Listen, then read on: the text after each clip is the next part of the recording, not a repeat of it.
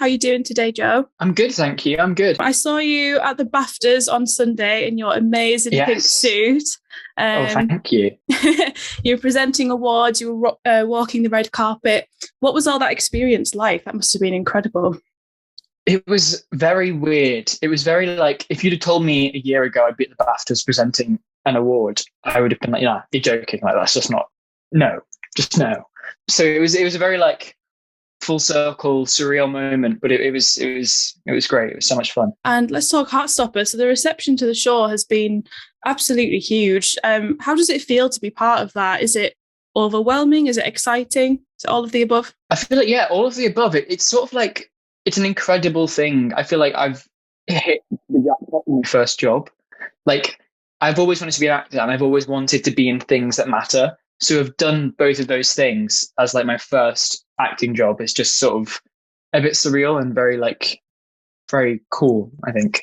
But yeah, it's been a crazy few weeks, and I think the show we'd always seen the show as like our little thing, and so for it to not be so little anymore is quite something to get used to. But it's amazing that a queer show made by queer people for queer people has managed to slip into the mainstream and Mm. managed to become just another one of Netflix's shows that is getting in the top 10 and is actually doing really well. Yeah, of course. And I mean, you say it was your little show, and I guess it felt like that when you were making it. But obviously, Heartstopper, the novels had such a huge fan base. So did that give any Yeah. indication to you that it was going to be that big, or were you guys still thinking, we don't know how this is going to go down? I think it gave a little bit of indication that I mean at least the fans of the books would be really enjoy the series. But I never really quite understood how big the fandom was. I always thought it's just like a small but very loud fandom, but I've realized it's actually a very big and very loud fandom, especially now. But so yeah, I think because we had the cast announcement happen like a year before the show came out, we sort of saw that as like our mini wave. Mm. We always thought it'd be mini, but wouldn't be that much minier, but it actually was very much minier than the big wave. But so yeah, I think it was nice to have that to like get used to being in the public eye a bit more. And were you familiar with the Heartstopper graphic novels before you auditioned? Had you read them? I hadn't read them until I got my first audition, and I read them all in one sitting. But I've got a friend who's very much a big fan of them, and was like, "Joe, you really need to read these." And I was like, "Yeah, I will. I promise, I will. I've got other things I need to do first." And then as soon as I got the audition, I was like, "Okay, I will read them all." And then I like was like, "I'll read one of them," and then I read them all in like one sitting. Couldn't put them down. And I know your audition for Charlie, it was an open casting call, right? Yeah, Can it you, was. what was that process like? Can you tell us what the steps were with that? So they did the open call, which is like where anyone can audition. You don't need an agent. You don't need to have done any other acting work or be in the industry at all. And so a family friend was like, "Look, Joe, this is happening. You should put yourself forward for that because you are literally, that is you. So do it." And I was like, okay. So I sent like my headshots into the casting director and they came back like, "Oh, we'd like you to audition for Charlie." And I was like, cool, this is quite cool, doing a self-tape. And I it was like a monologue. It was the episode 4 monologue where Charlie says, "Oh, I didn't mean to kiss you. It was sorry, it was a mistake," sort of thing. And so I did that, and I did like 35 takes in my room, just against the wall, just sort of like. And I was like, I ended up picking the first one I did, which is obviously is ironic. But Typical. by the time I had to get someone else to choose because I was like, I've watched them so many times, I hate every single one of these. And then I didn't really think much of it. And then about a month later, I got an email to be like, "We really liked your self tapes. Do you want to do a Zoom or recall with the director and the casting director?" And I was like, "Yeah, I do actually." Yeah. Go on then. And so, yeah, go on then, I suppose. So I just thought, oh, this would be quite fun. It won't really go anywhere past this. And then after that, it seemed to go all right. And they seemed to like me, which was nice. And then I did another Zoom recall with Kit. It was a Zoom chemistry read. I mean, me and Kit must have had such great chemistry they could read it from the internet.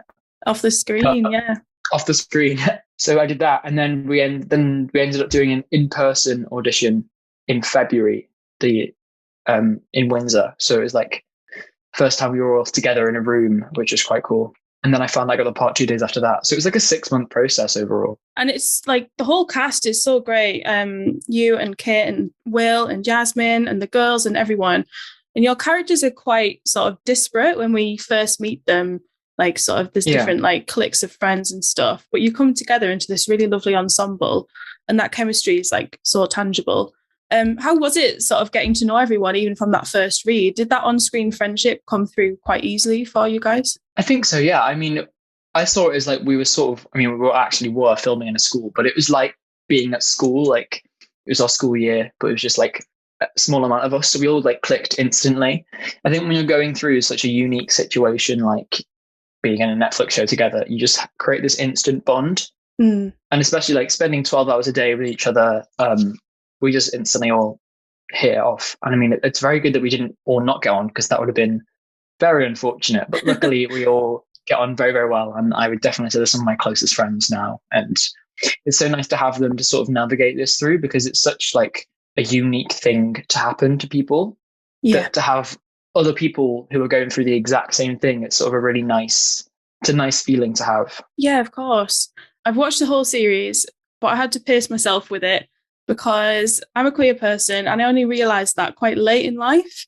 And so I knew I would find it quite emotional as I was watching it. And that's been a response that I think has echoed around for a lot of slightly older people when they're watching the show. They feel it sort of represents an experience that you didn't have, and that obviously younger queer people will have this show and they will get to have.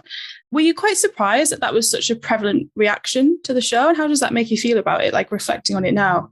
I think I'd sort of been, I don't know what's the word, I hadn't thought of that reaction being a reaction that would be so universal to older queer people, because I hadn't really thought of, I think I'd have actually thought of like an older queer person watching it. I think because when we knew we were making it for quite a younger audience, I never thought it would ever get big enough that other people would watch it, which is so great.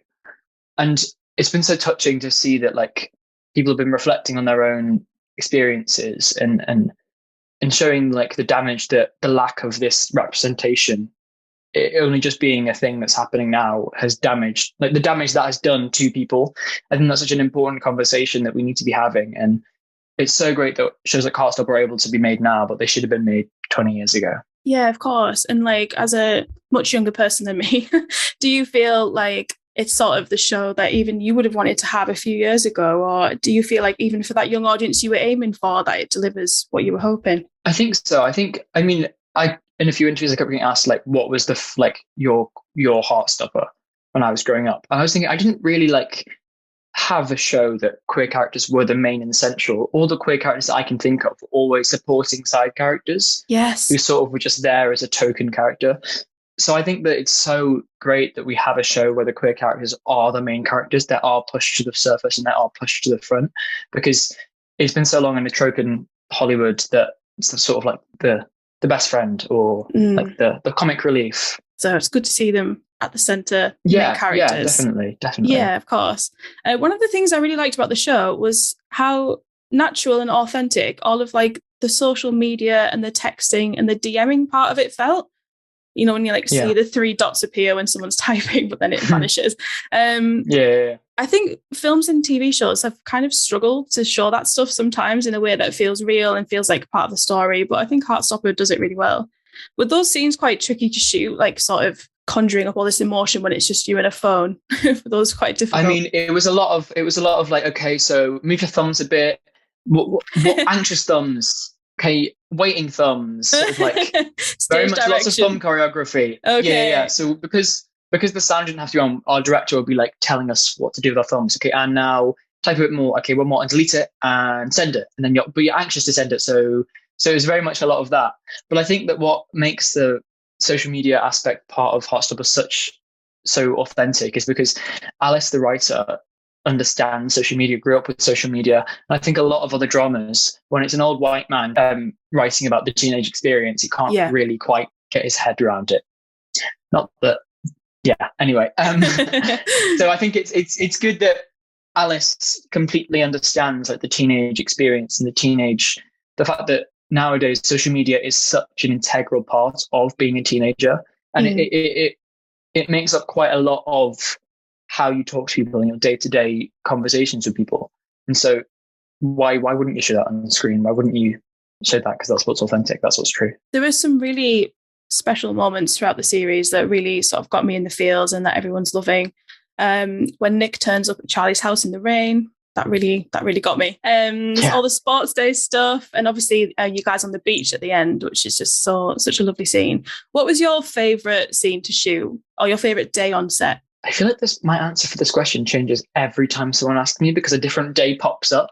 Oh, okay, but that's I think interesting. Like today, I'm feeling the I mean, every day was amazing, and maybe not the rugby days. They were my least favorite. I could definitely say that. My most favorite, probably my favorite scene to shoot was actually the scene in episode 8 with Tori when I'm on the drums, and it's sort of like a brother sister bonding moment. Because I just love Jenny, who plays Tori. She's an incredible actress, and it was so lovely to be able to have a more like gritty scene with her and to show that like bond.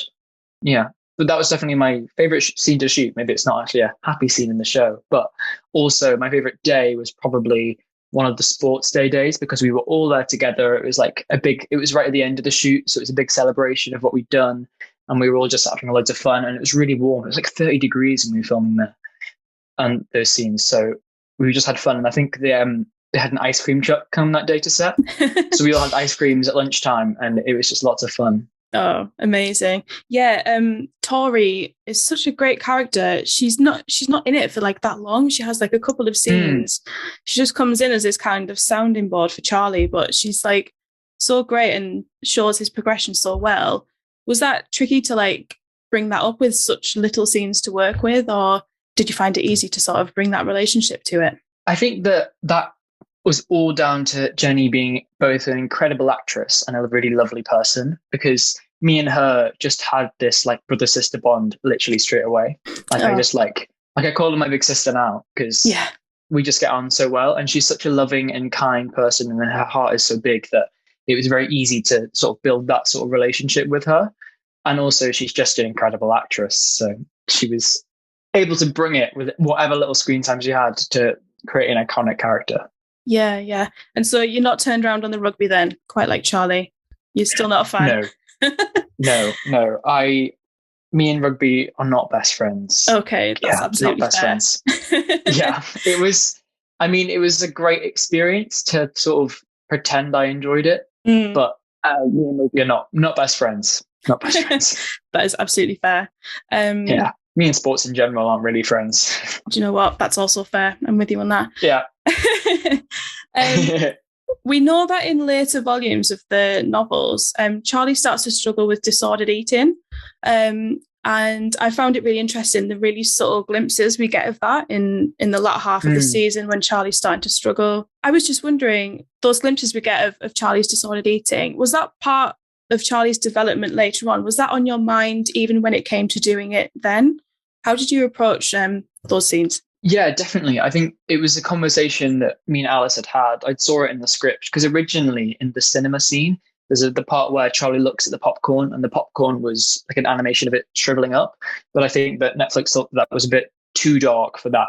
And the episode itself is quite a dark episode in general. So that would just be another added element. And any fans of the book would see the start of that trope anyway.